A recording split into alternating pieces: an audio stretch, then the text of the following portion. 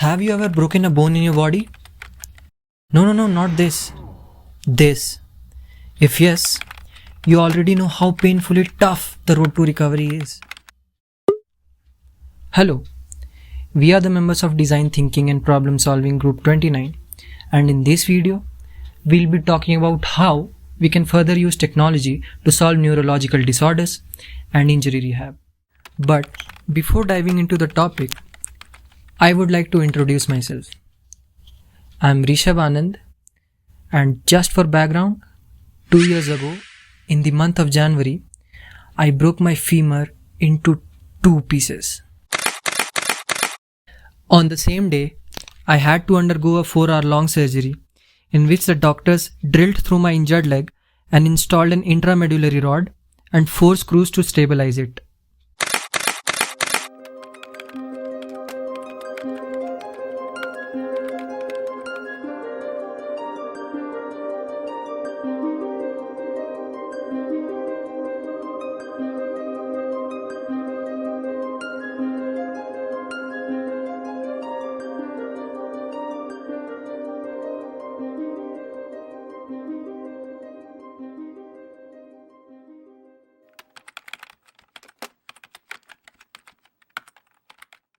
Headaches. Headaches are one of the most common neurological disorders and can affect anyone at any age. While many times a headache should not be anything too serious to worry about, if your headache comes on suddenly and repeatedly, you should see a doctor. Even Dr. Chrisman said, if your headaches are happening often and you find yourself taking over the counter pain medication frequently, this is also an indication you need a medical attention. Now, let's go to stroke.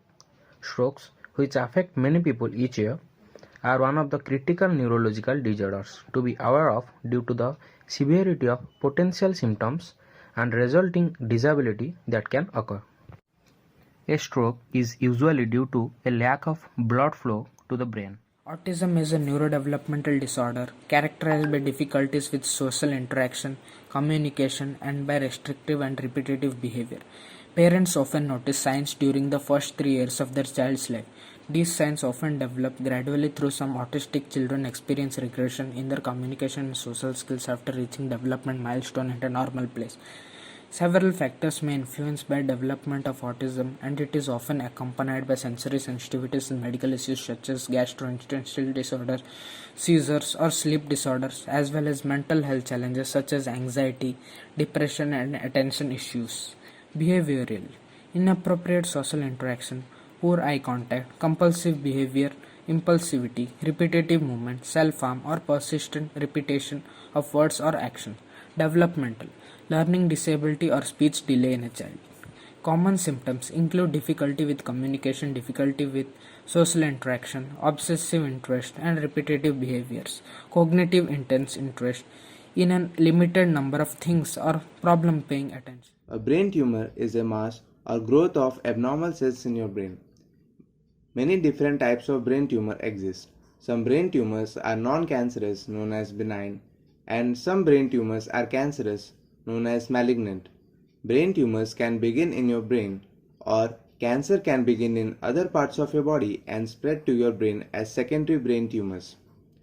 There are many symptoms caused by brain tumors, which may include new onset or change in pattern of headaches, headaches that gradually become more frequent or more severe, unexplained nausea or vomiting, vision problems such as blurred vision, double vision, or loss of peripheral vision. Primary brain tumors begin when normal cells develop changes in their DNA.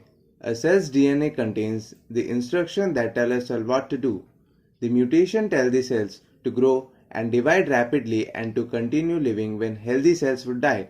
The result is a mass of abnormal cells which forms a tumor. Detection. The ultimate goal of such of neurotechnologic research and applications is the ability to identify, prevent, and treat brain injury or disease, and restore or even improve brain function after insult or trauma. Much of the capital of the neurotechnology industry, estimated at over $155 billion, is focused on these applications. from neural devices to neuropharmaceutical treatments for neurological disease.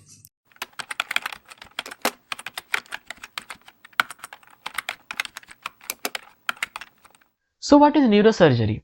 Neurosurgery is surgery of the nervous system. Most people think of neurosurgery as brain surgery, but it is much more. It is the medical specialty concerned with the diagnosis and treatment of the patients with the injury or disorders of the brain, spinal cord, spinal column, and also peripheral nerves within all parts of the body. The specialty of neurosurgical care includes both adult and pediatric patients. The physicians who specializes in neurosurgery is a neurosurgeon. Neurosurgeons provide the operative and non-operative management. Neurosurgery has been around for thousands of years, but notable advancements in neurosurgery have only come within the last 100 years. The main advancements in neurosurgery came around as a result of highly crafted tools. Modern neurosurgical tools include resistors, distractors, elevators, hooks, impactors, power tools, and robots. After surgery, one will closely be monitored by their healthcare team. Medicines will be given to relieve pain. They will usually stay in the hospital for 3 to 7 days and also may need physical therapy.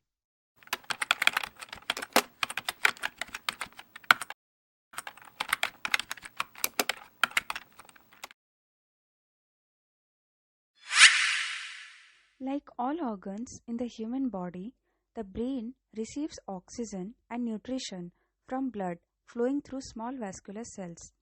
The blood vessels that supply the brain form a special structure called the blood-brain barrier, which is composed of endothelial cells that line the vessels and astrocytes and pericytes on the outside that interface with neuronal cells in the brain.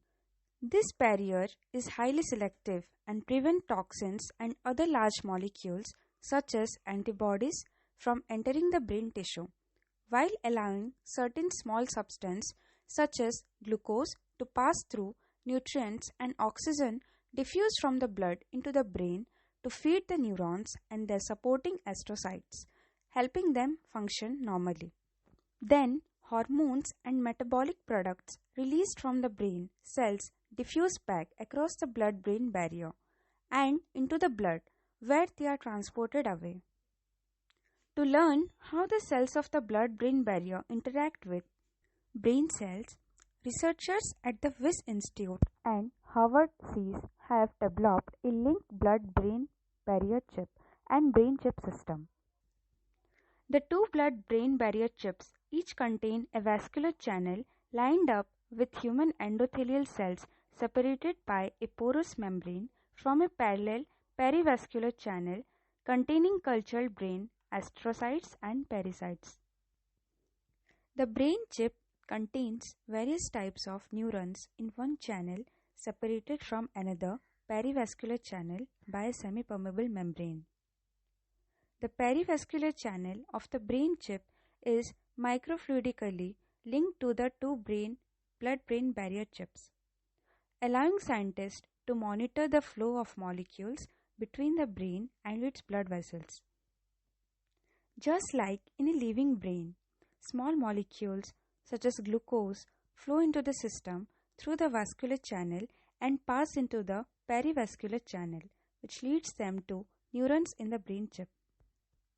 At the same time, small molecules released from neurons flow out through the same perivascular channel and into the second blood-brain barrier chip, where they pass through the endothelial cells and back into the vascular channel. Large molecules such as antibodies flowing through the vascular channel of the blood-brain barrier chip do not enter the perivascular channel or reach the neurons in the brain chip, again mimicking a living brain. Using this system, researchers discovered that the vascular and neuronal cells in each chips that are fluidically linked produce proteins that are most similar to those naturally found in the human brain and its blood vessels than the protein produced by cells on unlinked chips. In addition, by tracing the paths of labeled glucose molecules, the researchers found that glucose metabolites produced by the endothelial cells cross the blood-brain barrier and enter brain neurons and enter where they are used to manufacture neurotransmitters such as glutamate and GABA. This intriguing finding suggests that the health of our brain's blood vessels could have a direct impact on the way our mind functions. Researchers are continuing to use this type of fluidically linked multi-organ chip system to uncover more about how the brain and other tissues and organs work at the molecular level. So now let's have a glance on how can neuroformic tech become a life-changing project. The impact of neuroformic computing will be dramatic in several ways. It can help us out in solving problems that we often face in various streams. Let it be medical science, space exploration, solving political issues, and much more. The applications and implications of this new generation tech could certainly help neuroscientists fill gaps in the understanding of the brain. Moreover, if and when they reach an operational stage, neuroformic computers could fundamentally change our interaction with intelligent machines. The use of the technology could potentially be countless, and as stated by Dharmendra Modha, the lead developer at IBM, neuroformic chips such as True North represent a direction, not a destination. So now allow me to explain what exactly do I mean when I say its advantages are way beyond than our mind can comprehend till now. Coming up to societal and health issues, brain-like computers could be used to help improve therapeutic procedures, impact medical imaging, or help create artificial retina. They could also be used to enhance the human potential beyond the average healthy state. It can also help to cure various types of crippling diseases. The plan is to increase the channels of communication with the brain, accessing more brain areas and new kinds of neural information. This technology has the potential to treat a wide range of neurological disorders, to restore sensory and movement functions, and eventually to expand how we interact with each other, with the world, and with ourselves. In CATWOE Analysis, we will first consider the benefits to the victims by this project and what are the outcomes and whether it is beneficiary and profitable or not. Now let us first see who are the victims of the neurological disorders. The people who are affected by headache, epilepsy, seizures, strokes, ALS or amyotrophic lateral sclerosis, Alzheimer's, Parkinson's disease. These are the victims of neurological disorders. So they may get a permanent relief from their disease. And as we can see, the headache, strokes are some common diseases found in all ages, especially in old ages. So this project will be very much beneficial. From this project we can get a complete morphological structure of neural system. So we can use this in study purposes. As it shows the morphological view of neurons, so on further modifications we may be able to restore the data from brain. Some reputed companies like Elon Musk Neuralink is also working on it. So it needs only much more investment and supports. As every full moon has also its dark sides, so this project may be misused by some people. So we have to use it in proper way. Now, we are going to discuss the application of neuromorphic technology in curing a paralysis patient. Neuroprosthetic is a technology that allows people with paralysis to communicate even if they are unable to speak on their own. The study appears in the New England Journal of Medicine. It is the first successful demonstration of direct decoding of full words from the brain activity of someone who is paralyzed and cannot speak. It shows strong promises to restore communication by tapping on the brain speech machinery. Each year, thousands of people lost the ability to speak due to stroke or some diseases. With further development of the approach described in this study, which will help paralyzed person to communicate fully. Previously, work in the field of communication of neuroprosthetic has focused on restoring the communication through spelling based approaches to type out letters one by one in text. But now efforts are made to control the vocal system of speaking words rather than signals to move the arm or hand to enable typing. This approach is the aspect of speech and promises are more helpful and organic. With speech, we normally communicate at a high rate of 150 to 200 words per minute. But this process of typing, writing, or controlling a cursor is way more slower and laborious.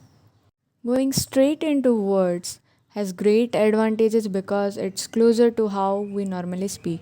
Over the past decades, Chang's process towards this goal has facilitated by patient UCFC Epilepsy Center who were undergoing neurosurgery to pinpoint the origins of this seizure using electrode arrays placed on the surface of the brain.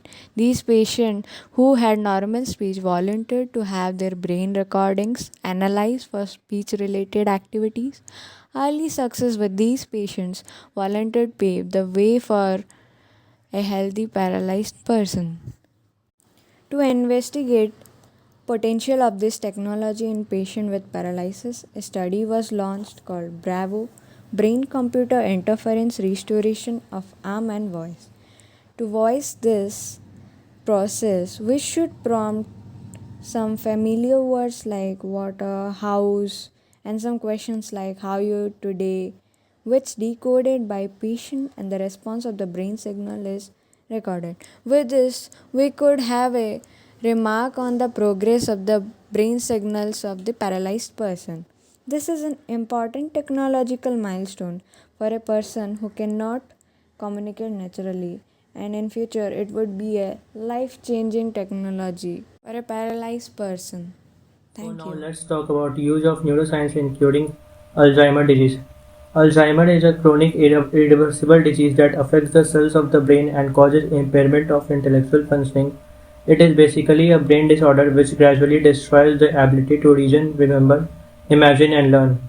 And some symptoms of Alzheimer include memory loss, difficulty to performing familiar tasks, problems with language, disorientation to time and place, poor or decreased judgment, problems with abstract thinking, misplacing things, and loss of initiative. So, how neurochips help in curing Alzheimer's disease? According to foreign media report, the latest research shows that high-tech chips implanted in the human brain can quickly enhance human intelligence. In recent years, scientists have been working on developing minimally invasive ways to invade the brain and tap into greater human potential.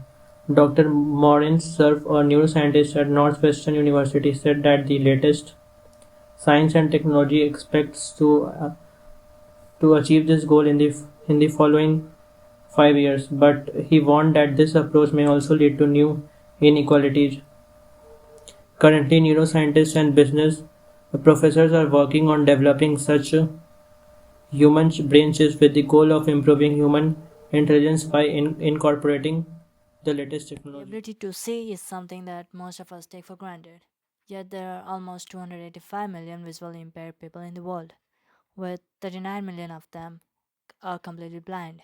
Thanks to the advancements in medical science and technology, scientists and researchers are coming up with novel ways to cure blindness. A team of researchers at the Monash University has made some breakthroughs.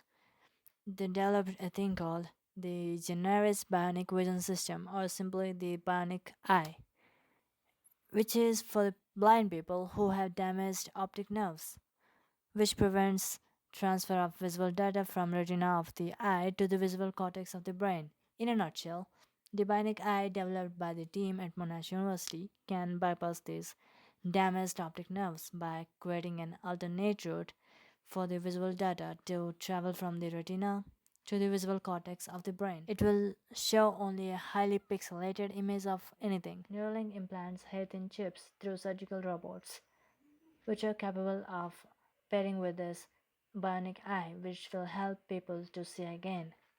Losing the ability to speak can have devastating effect for people whose facial tongue have been paralyzed due to stroke or other neurological condition. Technology has helped these patients to communicate through device that translate head or eye movement into speech. Because this system involves the selection of individual letter or whole words to build sentence communication can be slow. The technology can also generate up to 10 words per minute while people speak at a rough 150 words per minute. Elon Musk's company Neuralink has been experimenting to connect science with medicine, raising new hopes for the lives of people who have been crippled by Alzheimer's, dementia, spinal fractures.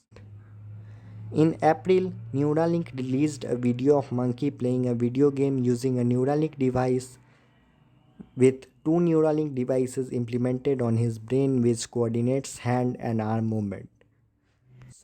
Brainside AI combines artificial intelligence and neuroscience to enable greater precision in neurological and psychiatric investigation for accelerated patient outcomes. We currently provide two AI-based solutions, VoxelBox and Snowdrop. San Francisco, based on Atto, founded in 2016. The standoff is developing the software to decode brain signals and is providing its product as software as a service. The artificial intelligence software converts the feelings and the attentions into the real-time responses and is designed to interface with the headphones, AR/VR systems, and earbuds for gaming, e-learning, digital health, and video audio streaming. Now, experts say new technologies such as electrical stimulators could revolutionize the treatment of brain disorders. Scientists hope that within the next 5 to 20 years, these technologies will deliver some of the most sought after breakthroughs in neuroscience, such as a truly effective treatment for Alzheimer's disease or an alternative therapy for the large percentage of patients resistant to antidepressant drugs. New treatments are already beginning to emerge, including brain stimulation devices to treat epilepsy, Parkinson's disease, depression, and even obesity, as well as drugs to target nerve cell growth. At the neurotechnology industry meeting in San Francisco last week, Jack Lang gave technology review the lowdown on some of the new drugs and devices that are emerging from this growing field. In the last 10 years, I think we will start to see a combination of technologies like maybe a brain stimulator that releases L-dopamine treatment for Parkinson's disease. Whether that's viable is a whole other question, but that possibility is there because of the microelectronics revolution. The real breakthrough will come from work on the new electrodes. This will transform neurostimulator applications. With these technologies, you can create non-invasive disease devices and target very specific parts of the brain. It's like going from a Model T to a Ferrari. Those technologies will present the real competition for drugs. We can conclude that we are at a unique moment in the history of neuroscience, a moment when technological innovation has created possibilities for discoveries that could cumulatively lead to a revolution in our understanding of the brain. For some of our goals, novel technologies are already in place and simply need to be exploited at scale and in a highly coordinated fashion. In other cases, however, entirely new technologies need to be envisioned and created, especially for non invasive, high resolution recording and modulation of human brain circuits. We believe that these goals are achievable with sufficient investment of human and financial resources and scientific infrastructures. Neurotechnology holds incredible potential to improve many aspects of human life, from treating debilitating disease to improving efficiency, learning potential, and even physical prowess. However, neurotechnologies are still a relatively young development, and much is yet unknown about their full capabilities, as well as the ethical, legal, and societal implications they may have for society going forward.